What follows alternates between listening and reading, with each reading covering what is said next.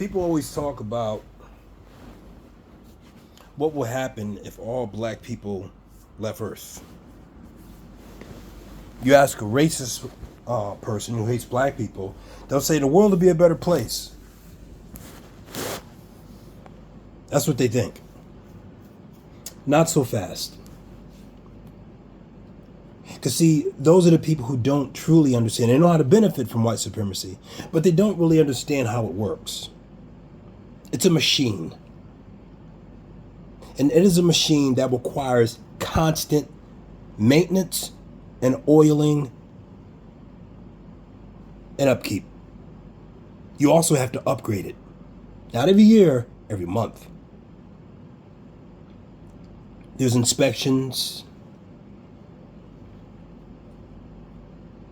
Various groups do research and development to make it better, enhance it, to meet with the times. There's constant outside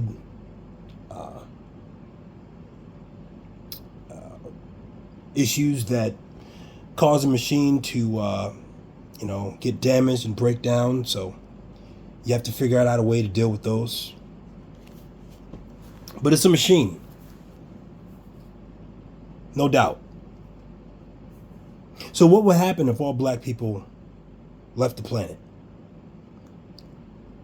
I'll tell you one thing will happen. Africa will be taken over immediately. But you see, it won't be taken over by one group. White Americans, Asians, Indians. No. It'll be taken over by all of them. But as a result of that, they'll start to fight over resources. And those fights will very quickly become violent skirmishes and eventually war. As a result of that, nations will start to move further and further away from each other. They have to, because they're already fighting. In the United States, one of the big uses of white supremacy is to allow politicians to be dirty and squander off pieces of America and act in very politically and economically ill-advised ways, and they cover it up by saying, no, it's those others, just the Democrats and Black Lives Matter, and they're the ones who are doing it. And as long as racism is still in power, as long as racism has a place in society, they'll be able to do that, because in the minds of all these other Americans, and that's not just white people, Asians, Hispanics, Mexicans, and Indians who all come over here and say black people are monkey, they want that too. And they say to themselves, you got to let these politicians do what they want to do, because they're giving us the greatest gift in the world. They're giving us whiteness. They're helping us keep white as a higher status. And the only way that matters is if they get to say, the black people are over there, and they're the problem. Well, black people gone, they can't do that no more. And then the politicians are going to say, we have to stay in power. We need another group. What about the Asians? Well, that would cause a lot of rifts in our economic power throughout the world. Our buying power will start to dwindle, because we do make a lot of money with the Chinese. Remember the NBA apologizing?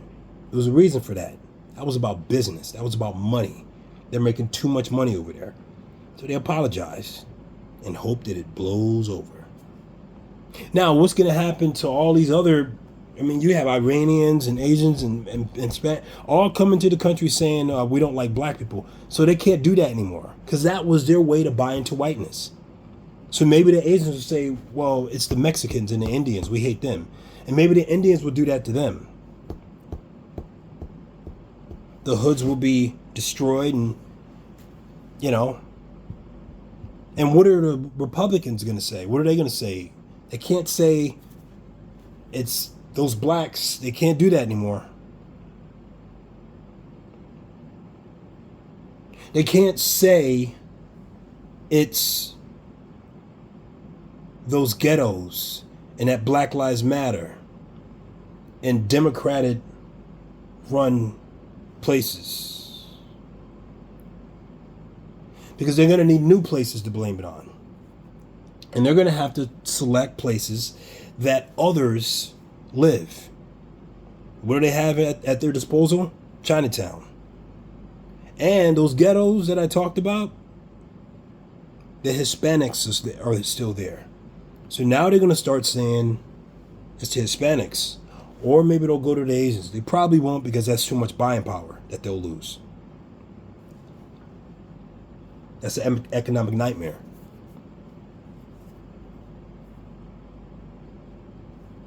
And no offense to Latinos, but they don't know how to fight like that. They don't know how to do what black people do when fighting against racism. They don't know how to do that. Maybe a few here and there, but they don't know how to do it. Because they're too tied up and saying, no. We're not like the blacks. You know, we kind of move the way you guys do, and that's why they vote Republican. Am I saying that Hispanics are racist? Absolutely not. What I'm saying is they made good on being able to quietly not be included in the whole black problem. Because they get to say no to black people. And there are a lot of Hispanics who raise their kids to say, look, you're good, just stay away from black people. They can't do that no more.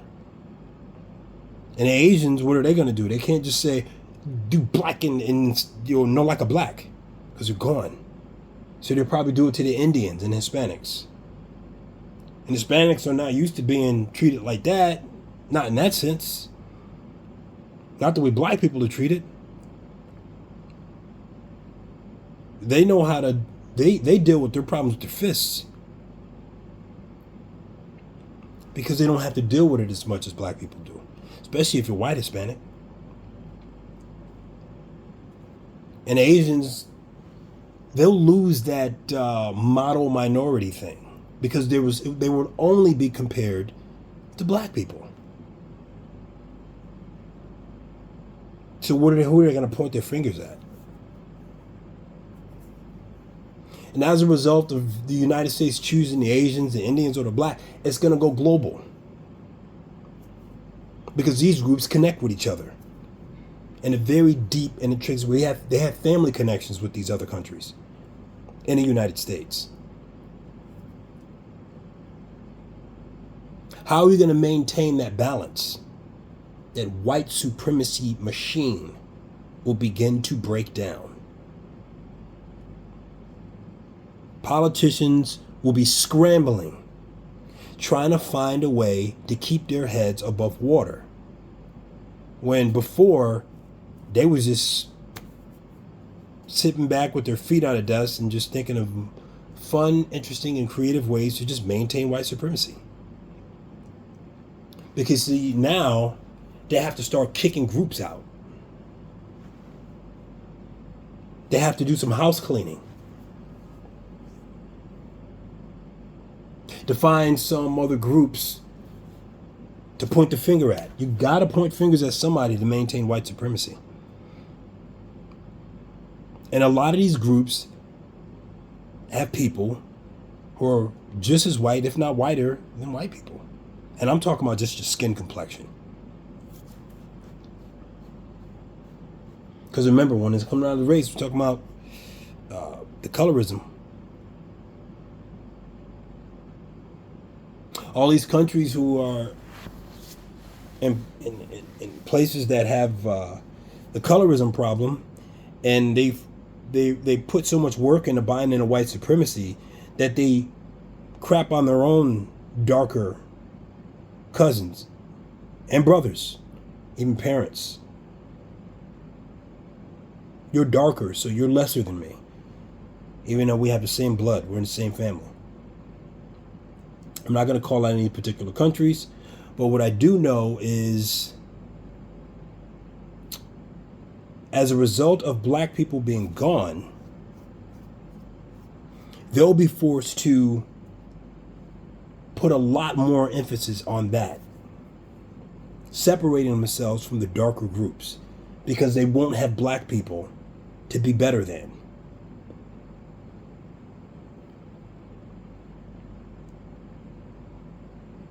They can't just come to America, you know, give a little nod to their darker cousins when in the United States and, you know, be whatever, and just say, no, so it's black people. Because now the U.S. is going to start looking for other, saying, no, no, no, black people aren't here anymore. It's your cousin. And then white people are going to be like, well, you know, we don't need these subgroups anymore. We just needed them to keep black people at bay.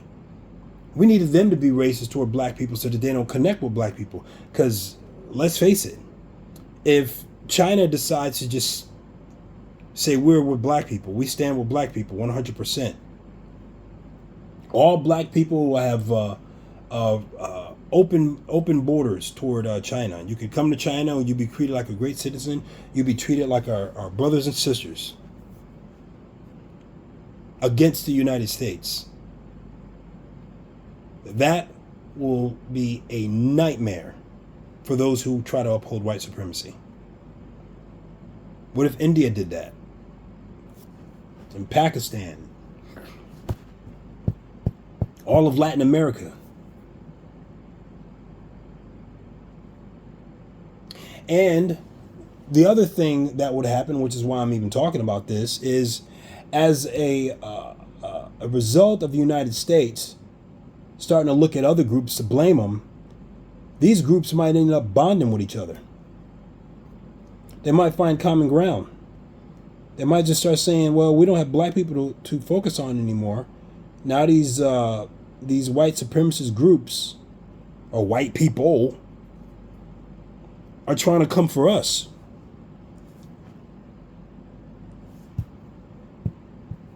And these groups don't go at each other. They don't really bother with each other, but they don't have that kind of vitriol for each other like they do against black people. So of them coming together and forming a group, because now they have now they see the focus is on them now, that won't be an issue for them. China, the China Prime Minister flying out to Puerto Rico and Brazil, Ecuador, Mexico, or Spain. Even though Spain is not part of Latin America, it is Europe. They are European. Their bloodline runs through Latin America because they colonized them. So they don't see themselves as being part of those of Latin America at all. They're Spanish. Okay? That is European, white, Anglo-Saxon. But these other groups will find common ground. And they have more numbers. Massive numbers.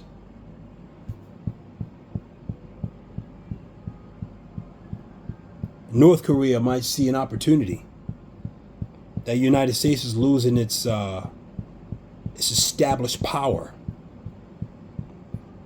The subgroups are leaving the nest. And they see the United States being weaker. And they'll jump on the opportunity. Go sit down with Xi Jinping. Try to build bridges with South Korea. It'd be a lot harder to get Japan and jump into that because China and Japan absolutely despise each other on a massive, massive level. If it wasn't for the United States, China would nuke Japan, or Japan would nuke China, or they would just nuke each other. And North and South Korea would do the exact same thing.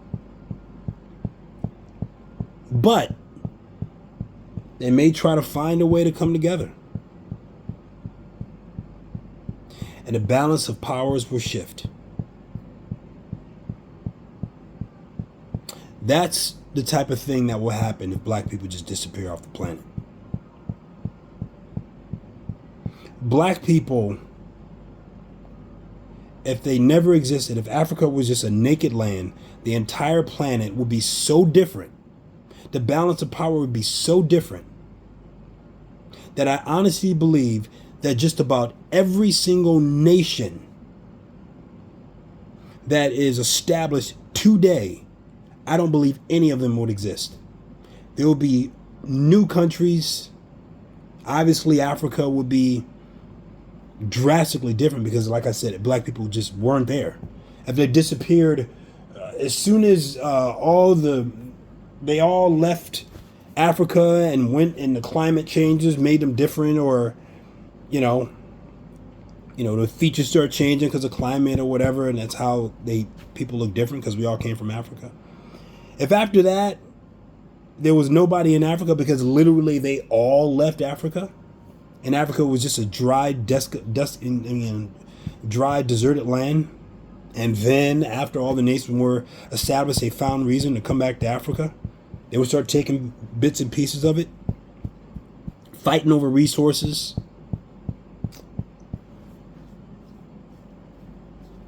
Many nations would be very different. Who knows? Maybe Africa would be what America is right now on steroids. Why? Because if all these powerful people are coming to Africa, and then they fought wars and then come together to form one nation, they won't be there. Those powerful people won't be in their own countries to build those nations that we see today. They'll be all cut up and separated by other small groups, subgroups within there, fighting over each other for the land, pieces of land where all the powerful people left to Africa, because Africa has all the resources. All the resources. That's why Africa is like this today, because all the resources were stolen through hundreds and hundreds and hundreds of years of war.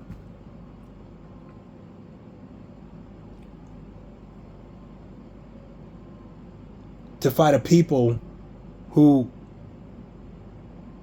were never really a violent people in the first place. It was easy to do what was done to Africans in Africa, because they weren't built for war. They were built for work and labor and building. Not war. If they were, they would never even fallen. Maybe they would have built Africa. The original USA would have been there. United States of Africa. Who knows? Many scholars believe that if Africa, all of Africa, was left to its own demise, no one ever came there to try to get resources. No one ever came there to buy the imprisoned people and make them slaves. That never happened. I believe it would have been a USA, United States of Africa.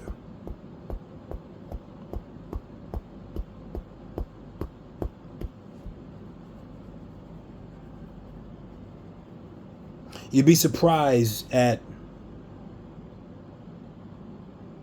the power that is today that would have never been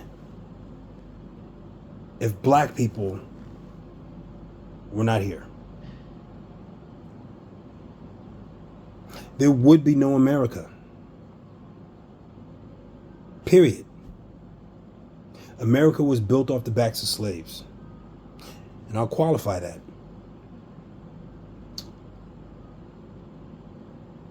Cotton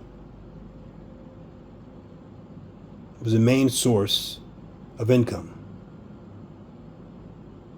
You think they would have went out and picked their own cotton?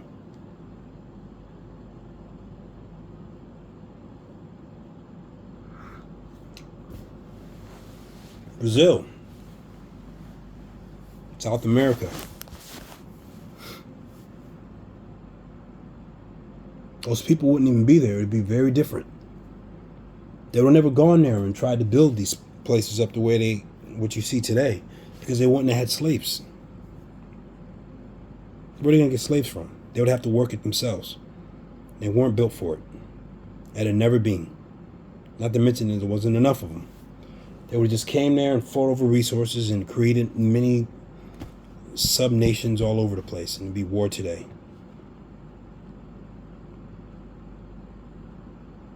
They would have to fight over resources, constantly fight over land, constantly. Because they don't have slaves to work land and make money and pay people to protect their land and build their land and grow it that you see today. Without Africans,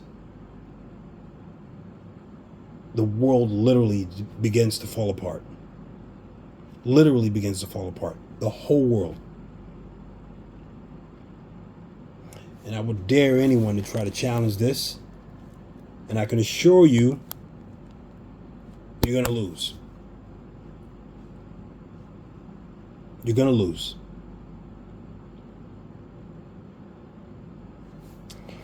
That's all I got to say on this right now. I will revisit this and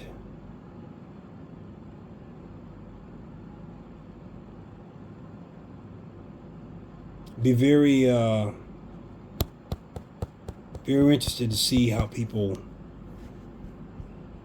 would see my point of view. Have a great day.